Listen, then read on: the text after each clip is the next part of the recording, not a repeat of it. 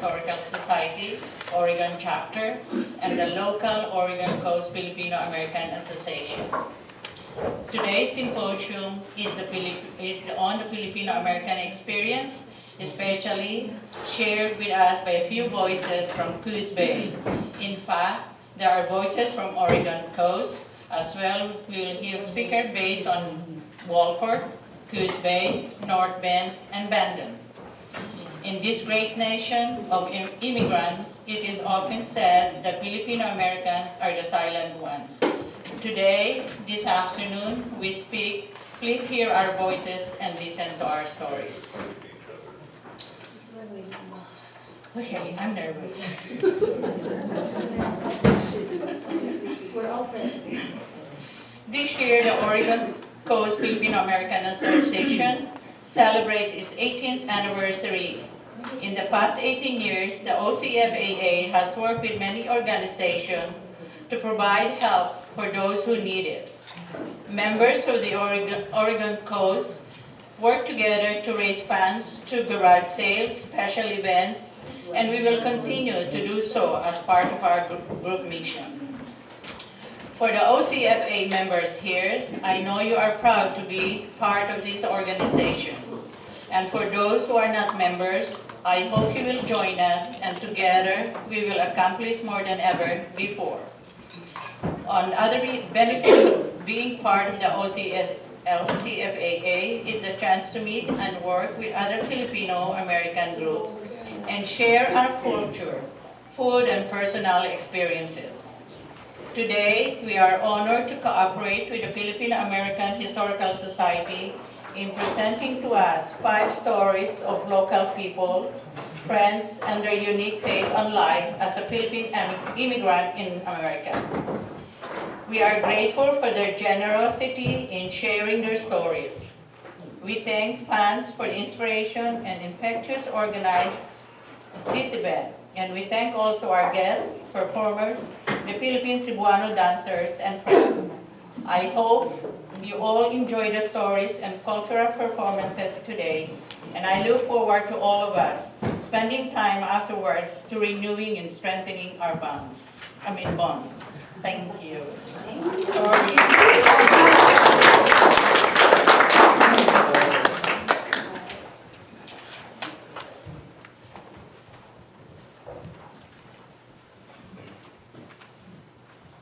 Thank you, Tess. We are all friends here. Our first speaker this afternoon is Ruby Flores. Ruby is a physical therapist at Life Center in Coos Bay who is loving the Oregon coast weather and going on road trips from state to state. But like most Filipinos in the United States, she longs for authentic Filipino food. And secretly, she also misses having helpers. Like most Filipinas who are here, you kind of need that support group. Ruby is married to Dennis Glenn Flores, and they have 2 lovely children, Paolo, 11, and Sophia, 7. Please welcome Ruby and let us listen to her story.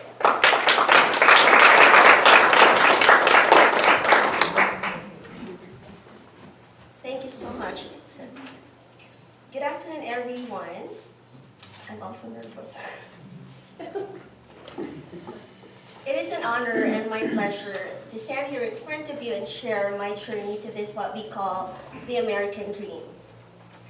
It is given that most Filipinos, if not all, wish for this prosperity, better and greener pasture, as they say. And I believe all Filipinos that are here, we're all lucky to be here.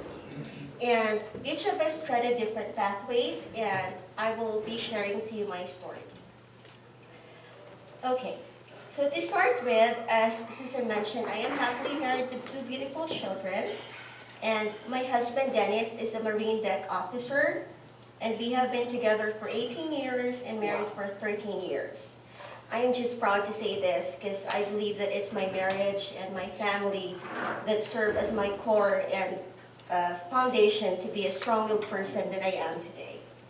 So I came here all by myself last November 2014 on a working visa.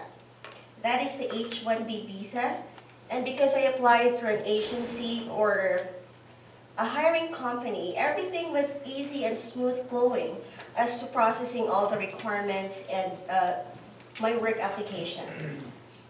We did communicate through emails and occasional phone calls, and all I had to do was prepare whatever document they would request. Because I am on a working visa, I have the option to bring my whole family here, but they will be on an H-4 visa. We call it a dependent visa, meaning if their stay here will depend on my stay here. So if my visa expires, their visa automatically expires and we can just go home then back to the Philippines. That's how it is. So this option again was given to me by Avant Healthcare Professionals, which was my agency based in Florida. But I didn't want to take the risk of bringing my family here just like that. I know it will be difficult and I want a smooth transition for them, especially my children. My husband also has a career to pursue on board as a deck officer, and I don't want him to give it up because for all we know, when he comes here, he will not be able to work and he will be a house husband.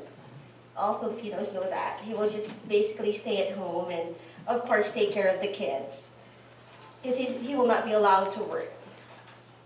So moving on, I left my children in the Philippines. My husband is at Tokyo, Japan at that time. He was assigned a land-based job. And all by myself immersed into this American culture of our way of life, hoping that our family will be together soon. So we were literally a broken family. My children are in the Philippines, my husband is in Japan, and I am here in the US, so it was not easy. I am lucky that my agency prepared us well with both a clinical and cultural transition when we first arrived in Florida.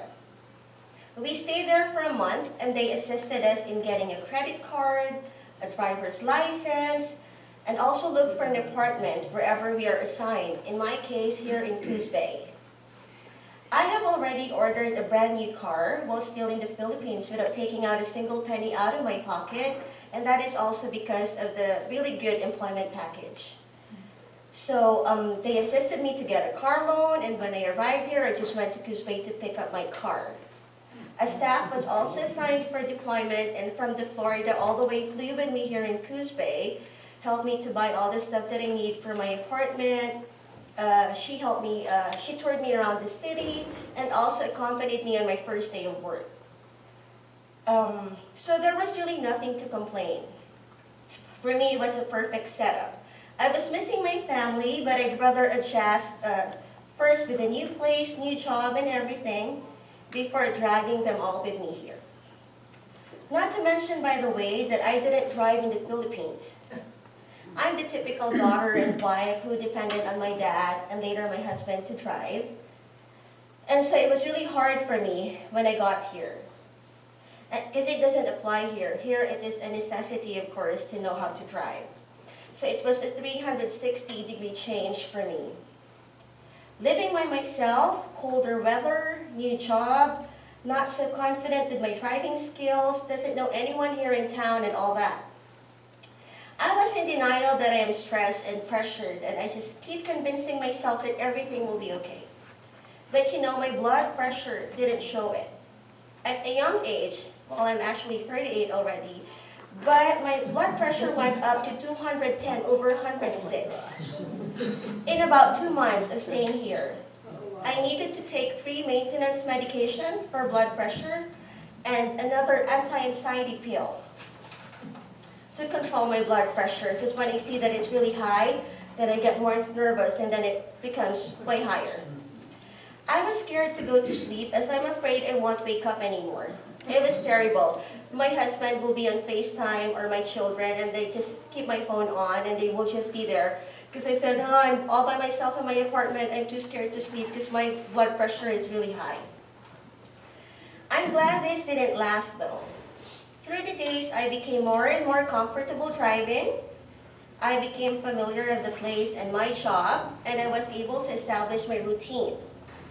I am really proactive, so when I was still in Florida, I researched for Filipinos in Coos Bay, and I did email their website and I introduced myself that I'm a physical therapist going to Cuspe and I wish to meet Filipinos there. And then, sorry, I lost my track. And then, to make the long story short, I met some Filipinos and I felt very welcome. Plus, I met some Ilonggos, people from the same place where I live in the Philippines, and it made me feel more at home.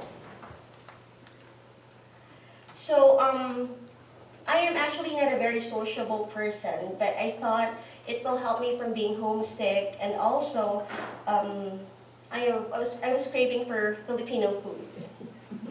So I would go to picnics, birthdays, etc.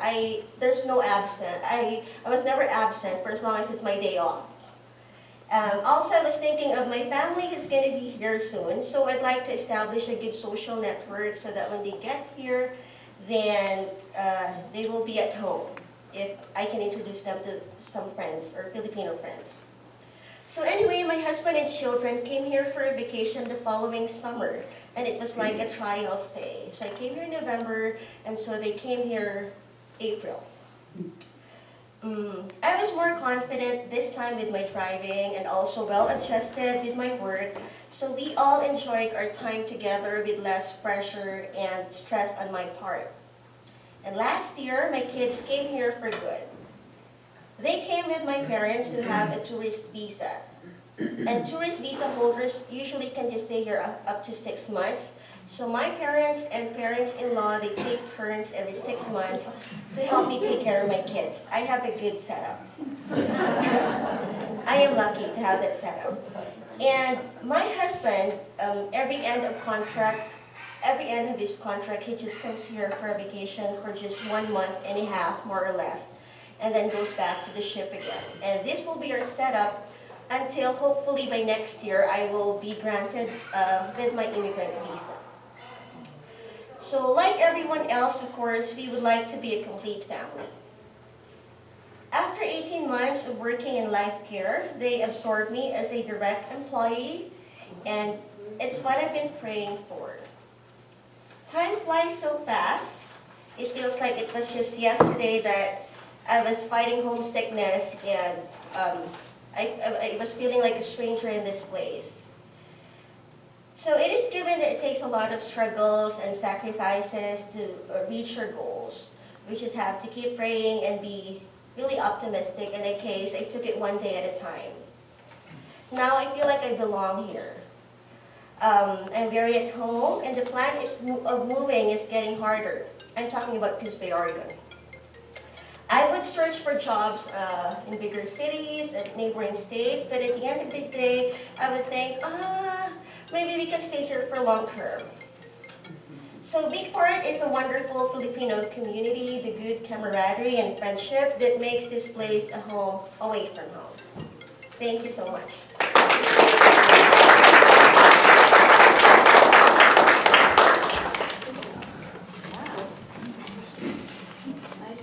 That's a wonderful story, Ruby. Thank you so much for sharing your story with us. And I know that all of us here are hoping and praying that your dreams will come true. Thank you. Now, for our next speaker, if Hollywood has its Liz and Dick and all the other celebrity couples, the local Filipino-American community has its own iconic couple, our very own love duo, Pogi and Maganda. Pogi means the handsome one, and Maganda means the beautiful lady. And our beautiful lady today, either Mrs. Pampanga, her hometown, home province, or she is Miss Pampanga. You cannot have one without the other, Pogi and Maganda. And our Pogi is the ever-loving Price Parsons, who's at the back, a founding leader of the Oregon Coast Filipino-American Association. And our Maganda is the ever-lovely Nelia Calaguas Parsons. Nelia loves to cook, watch EWTN Catholic Channel, Jeopardy, and Wheel of Fortune. Let us listen to our lovely Nelia.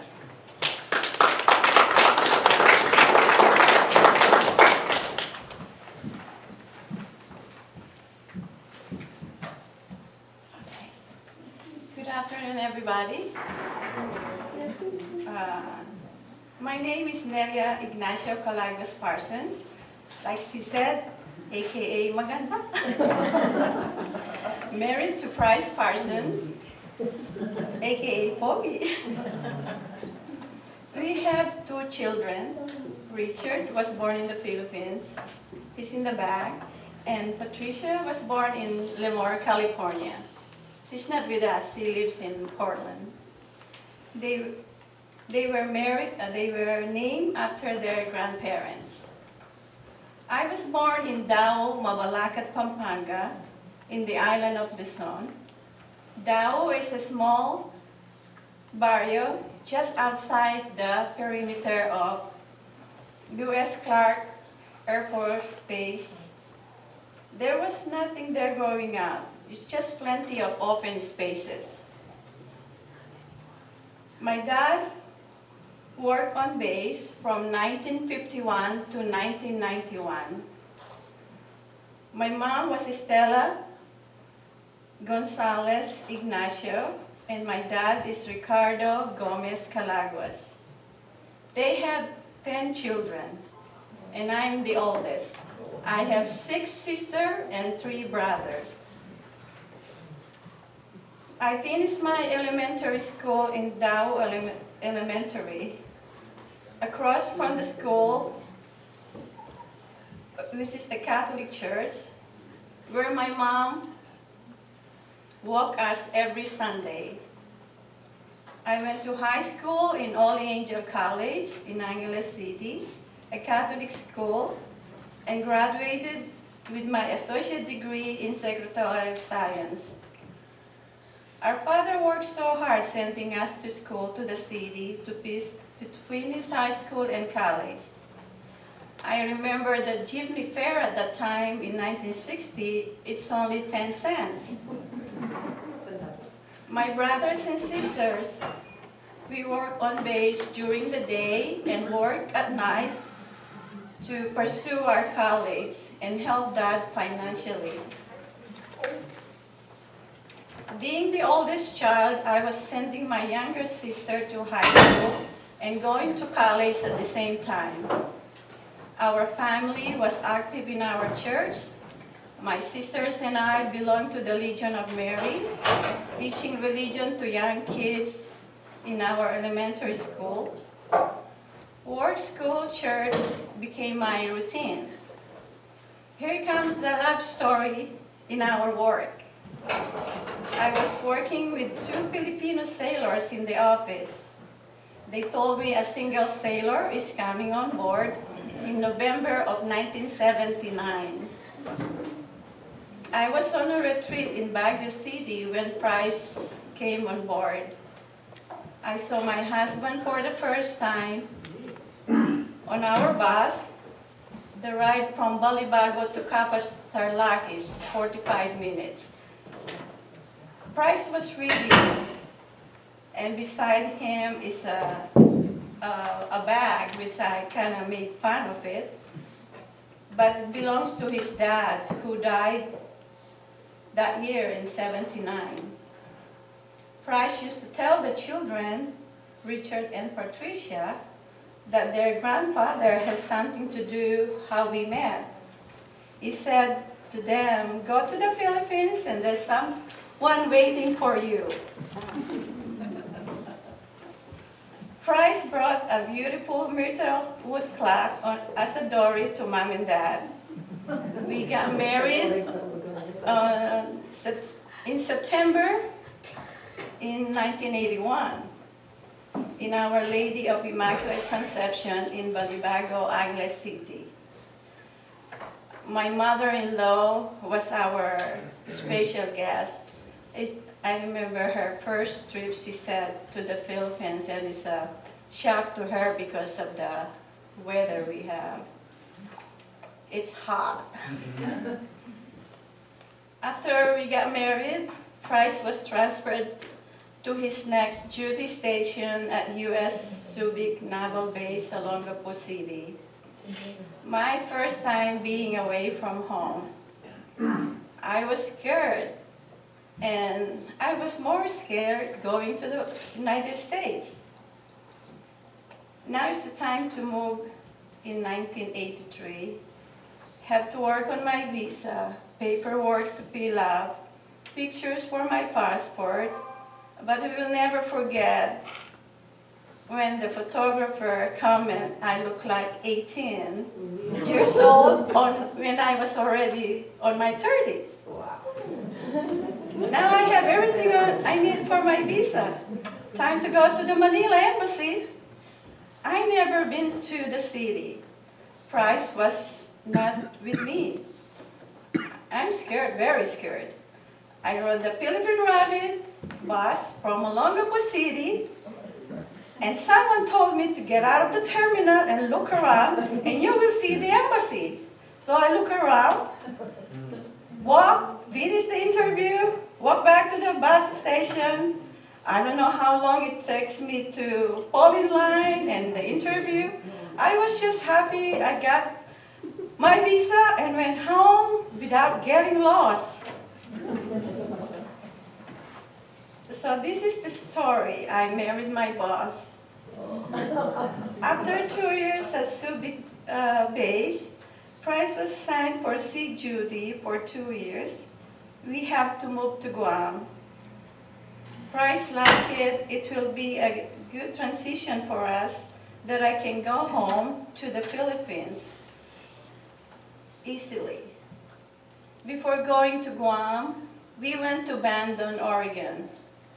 Price grew up here. We visited his family here. Richard celebrated his first birthday there. I won't forget, my first port entry was Elmendorf, Alaska. The whole time I was carrying that brown envelope with that x-ray. I don't know why it's so important about it, but I won't forget that one.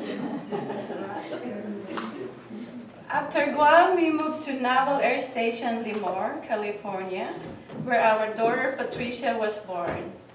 After his sea duty of 3 years, I thank God we survived when Price will be away 1, 2, 3 months, up to 7 months.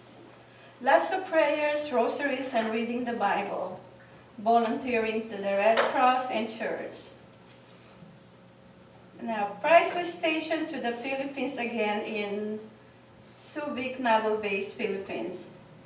It was not a good tour since I remember Americans were being killed at that time. So the base commander put some of the carpet outside the base.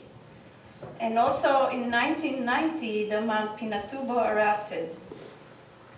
We survived the Mount Pinatubo. Every time I see those refugees on television, it reminded me we were at one time, my children, a refugee.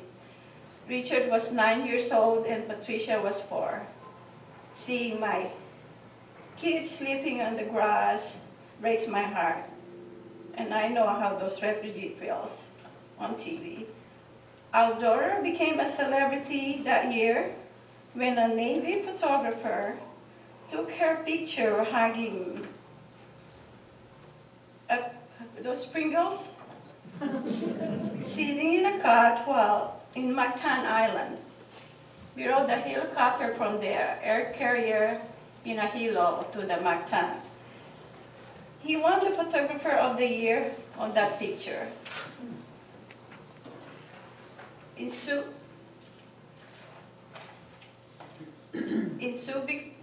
we rode the USS Abraham Lincoln, an aircraft, and from the helicopter ride, we landed in Mactan. We waited for planes to take us to our safe haven. From Guam, Hawaii to San Francisco, California. And after 5 days, we arrived in our safe haven in San Diego, California. Price was stationed to his last duty station at Navy Air Station, North Island, Coronado, California. Price retired in 1993, and we have been here in Oregon since 1993, and I've been working at Walmart that long too. Wow.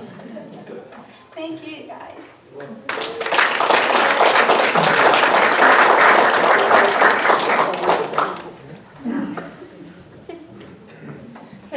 so much, Maganda. That's a wonderful love story. Our next speaker is part of the young generation of the Filipino-American community. Younger generation, Ruby. Yaan Nina Ann Pelayo is the second child of Rosalina Pelayo Dethridge. Rosalina is married to Jim Dethridge, who is our vice president.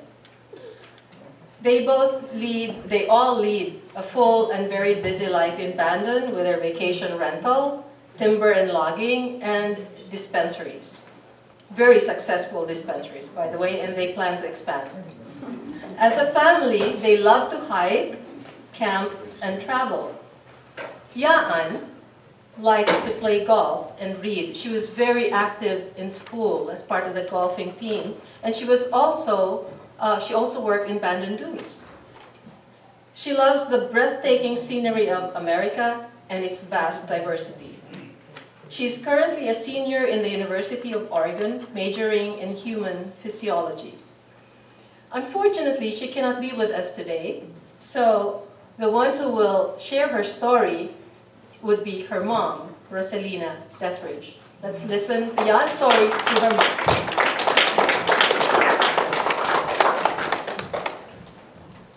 Thank you so much, Susan, for that wonderful intro. Unfortunately, my daughter cannot come today. And by the way, I am taking this opportunity to thank you all for coming and taking some precious time to drive and be with us today. And I feel honored to speak in front of all of you in behalf of my daughter. And this is what she said. I need my glasses. According to the US Census, Filipino immigrants are one of the largest foreign-born groups to reside in the US. They make up at least 4% of all US immigrants. Philippines is the third largest country in Asia that immigrates in the US, India being the first, and then followed by China.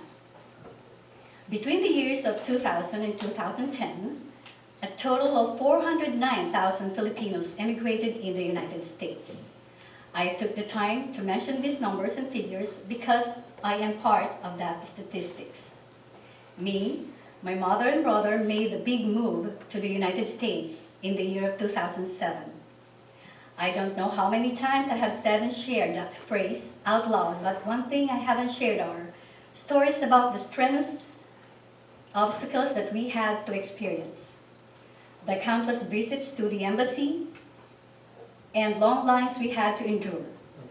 My mom and my dad applied for our visas on June 2006, and 6 months later, we received the news that forever changed our lives. The following year was a blur. My mom departed 5 months before my brother, and I too get everything situated in the US prior to our arrival. It has taken me 10 solid years to become comfortable here in the US. I find myself adjusting to its customs and culture, while also trying to preserve my Filipino roots. It has not been easy. Reflecting back through the years, one thing that I noticed was the resilience I obtained during the difficult experience life threw at me while growing up. One big learning experience is having to prepare for a higher education right after high school. I was certainly lacking the general knowledge about the whole idea behind the college and how to get the most out of it. But little by little, everything just came into place. After 2 years of hard work, I landed the most prestigious scholarship I could have ever imagined, the Evans Scholarship. This covered my full tuition and housing during my time in college. This once-in-a-lifetime accomplishment has changed my whole life for good and is setting me up for bigger and greater things. And she said, my one advice to present and new immigrants is seek every opportunity there is and to not be afraid of changes, because the biggest change I have ever experienced turned out to be life-defining. Thank you so much.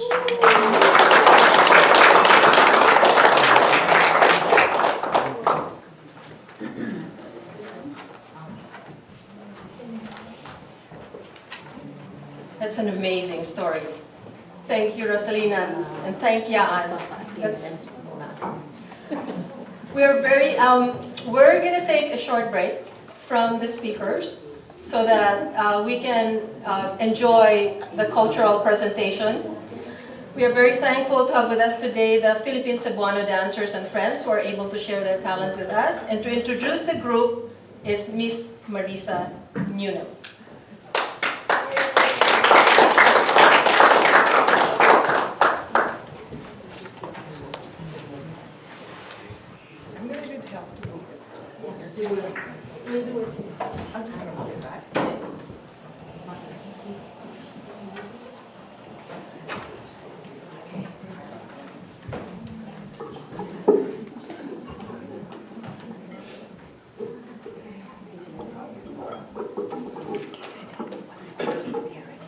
Good afternoon, ladies and gentlemen. We are the Philippine Cebuano dancers and friends from Salem. We decided that we enjoy dance practice so much and the potlucks that go with it that we just kept on going. This is a lot of fun. It's a very informal group. People come in and out, but we certainly have our mainstays. And it is our pleasure to share the joy of our music and our dances and our Philippine culture. This is what we enjoy, and this is what we do. And our first dance will be the alay, and alay is a dance of welcome and an offering. It will be followed by maglalatik. Maglalatik is a rhythmic dance using the coconut shells, and it sort of tells about the history of the settlers and the indigenous ethnic people over the ownership of the coconut trees from where they got latik. Latik, if you remember, is that boiled coconut milk. And it was such a prize, and so this dance is reminiscent of that. So our first dance, alay, we also call it our senior moment, because us seniors get to dance. So it's a very graceful dance. It's a dance that shows our Spanish heritage in the music, in the dance step, and in the costume. Ladies and gentlemen, alay and the seniors.